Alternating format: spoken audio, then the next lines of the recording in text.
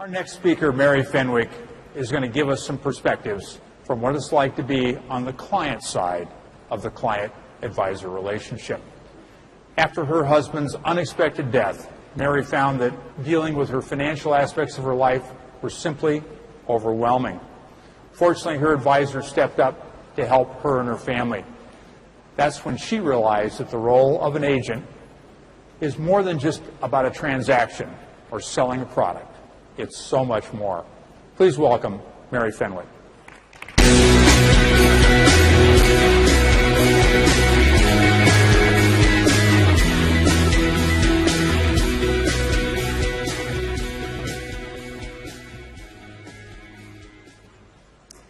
I once heard a saying, if you want to know the true value of life insurance, don't ask an advisor. Ask a widow.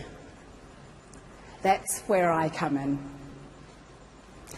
In the middle of a busy life with 4 children, a career as a journalist, and a husband who ran marathons, the world, as I knew it, disappeared. Without any real warning, forever. 1 minute I was a wife, a mother, a magazine editor. The next, I am a widow. I hate that the first thing that you hear about my husband is that he died. My husband, Will, was an incredible person. He was kind. He was strong. If he said he'd do something, it was done. He had a rare capacity to listen to other people. I still hear from other people who say when they have a challenge, they imagine talking to Will about it. Like the man, Will's cancer was rare. 1 in a million. It was shocking, and it was fast. Most people have a vision of how cancer goes. You have treatment options, a chance to put your affairs in order, to say goodbye. Our experience was more like a car crash. Will struggled to accept the news that there was no possible treatment for his form of thyroid cancer. He never wanted to know how long he might have to live. I was told 6 months. In fact, it was not even 6 weeks. We ended up signing his will on the day before he went into the hospice. He was 44 when he died. Our children were aged 13, 12, 10, and 8. It was 2008, and the global financial crisis was just starting to take a real grip. On the day of the funeral, I heard that the magazine I'd been editing had collapsed.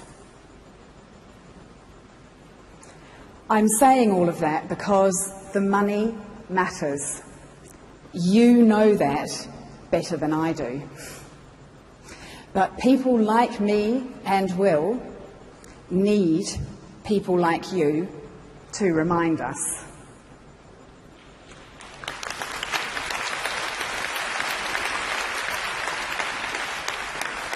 I know that our financial advisor had to be pretty persistent in those reminders. The details of every widow's story will be different, but our situation in general is increasingly common in that both Will and I had been married before.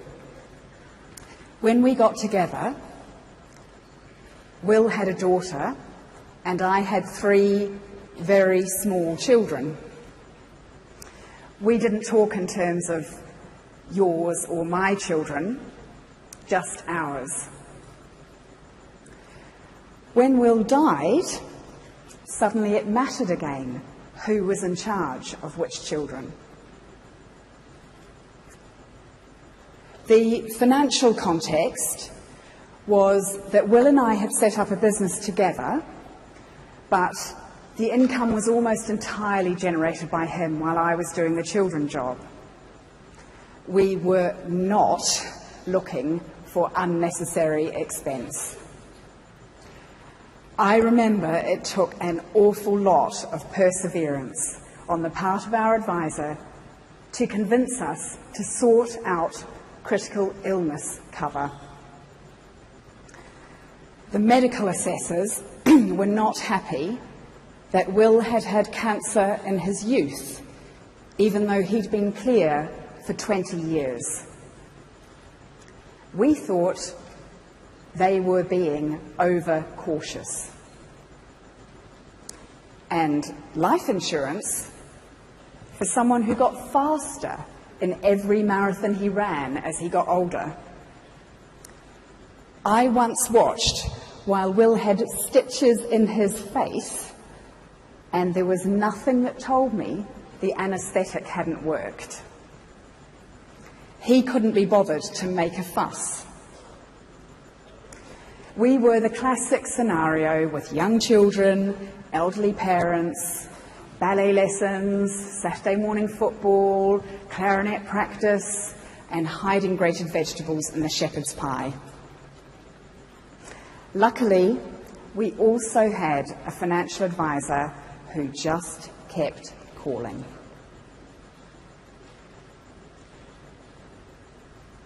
Maybe partly because it was a second marriage for both of us, Will and I never forgot how lucky we were. Will worked as a board director and executive coach, and he always wanted to understand what was going on beneath the surface of things. He used to say, "The secret of happiness is not having what you want, it's wanting what you have. And I really, really want everything I have." We also used to talk about the concept of enough. Will felt that so many people lived their lives always driven by wanting more and not working out what would be enough. He had a clear picture of how much money would be enough for us as a family. Where our imagination failed, as I guess it does for many people, was in imagining what would be enough if there was just one adult left for those 2 major jobs, looking after children and earning income. And we couldn't imagine. And again, maybe none of us wants to go there. How it feels to deal with those practicalities when you are grieving.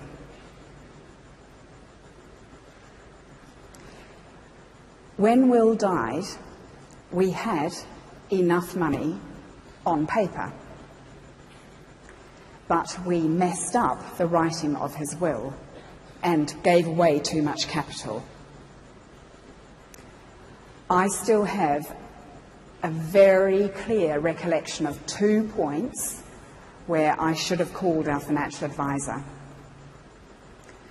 The memories are clear enough that I know where I was standing when the thought hit me each time. The first time I was in our utility room, watching a load of washing go round and round in the tumble dryer, while a voice on the phone talked about end-of-life care. The next time, I was walking across the garden with Will. We were on the way to feed our chickens. Will was leaning on me. We'd had the lawyer visit us that day to draft his will. He asked me if I was happy with what we had decided, and he said,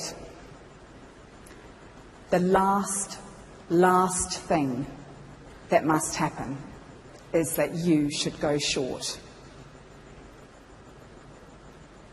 I was worried, but I didn't want to worry him. And I thought, I can sort it out later.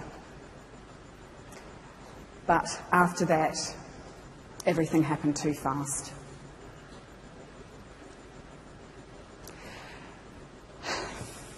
Will did... Thank you.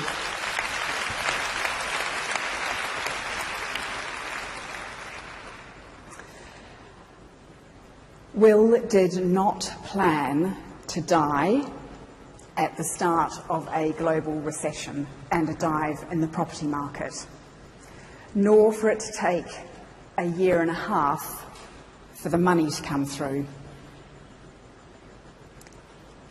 On the plus side, he did not think that I could keep all 4 children together.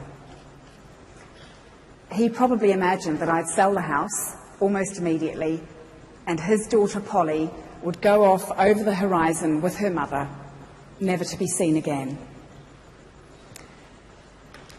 He was completely wrong in that. All 5 of us, me and 4 children, have worked to stick together as a family.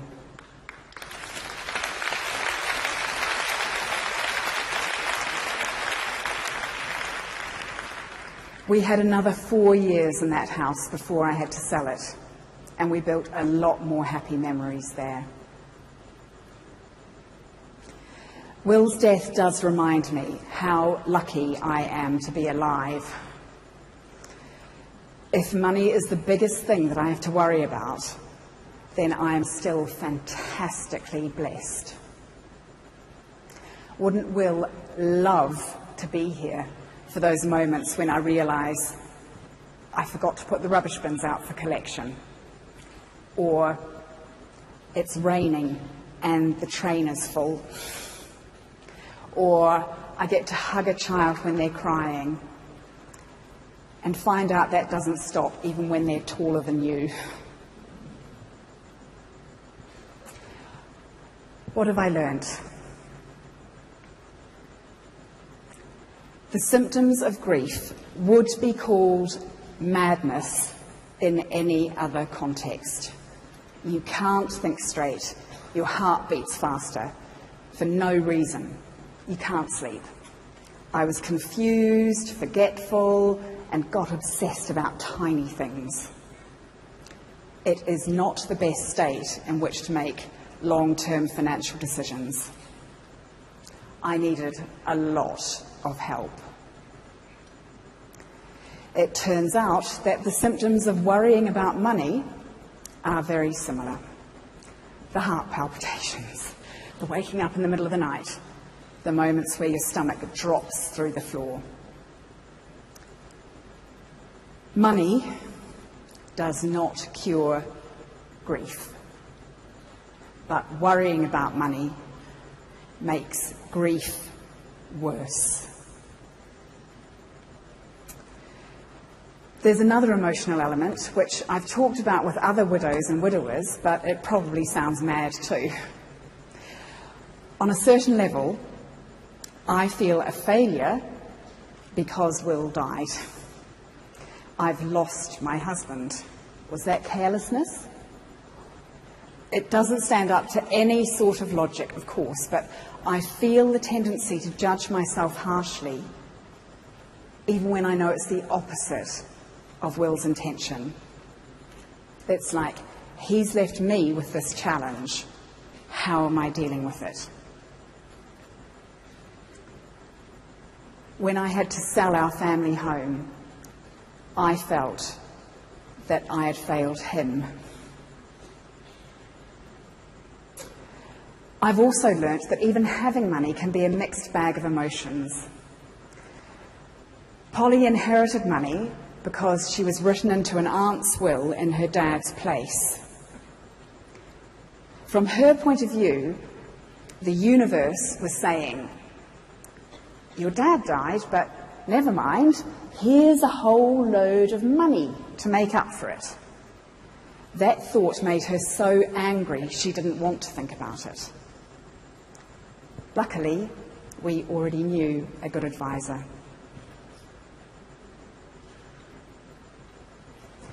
Some people might think that the role of a financial advisor is purely transactional and based on selling something. My experience is that the transaction pales into insignificance compared to what happens when you need to make the claim.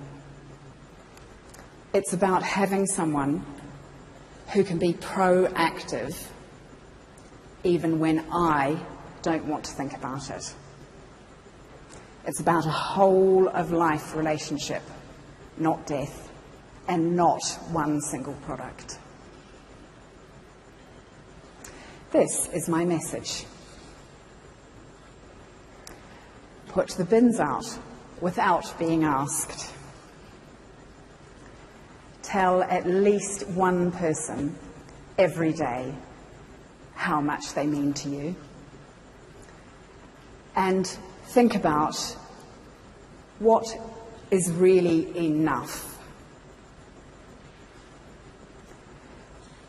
Someone in this audience today has made a huge difference in my life. Thank you all for doing what you do. It matters.